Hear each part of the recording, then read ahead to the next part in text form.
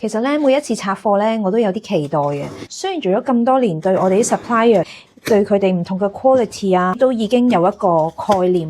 咁但係咧，有陣時咧，即係特別係原石咧，拆咗出嚟咧，嗰件貨喺你面前咧，好多時候都有機會係會有 surprise 嘅。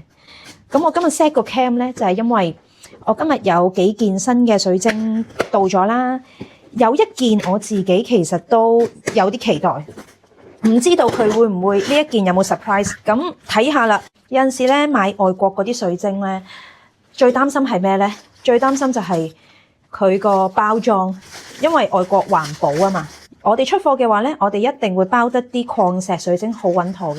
咁但係咧好多時喺外國過嚟咧，其實佢哋就係攞啲報紙嚟包嘅就咁樣執實晒嗰個盒咯。咁所以咧有好多時都會有機會有可能有 damage 嘅，所以都驚心動魄嘅每次拆。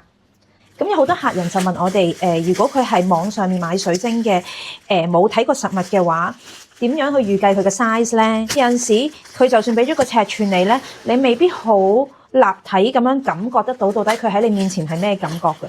你最好就睇下佢隻手，到底佢係掌心咁大啊，定係手指咁大啊？有啲咧望上去咧放到好大啦，因為好正常。我哋喺電話個 mon 度咧，一定係 cut 到佢放到好大咁樣。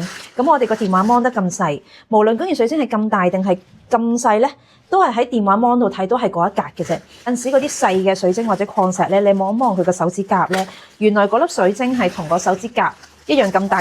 你望翻自己個手指甲就大概有個概念係幾大。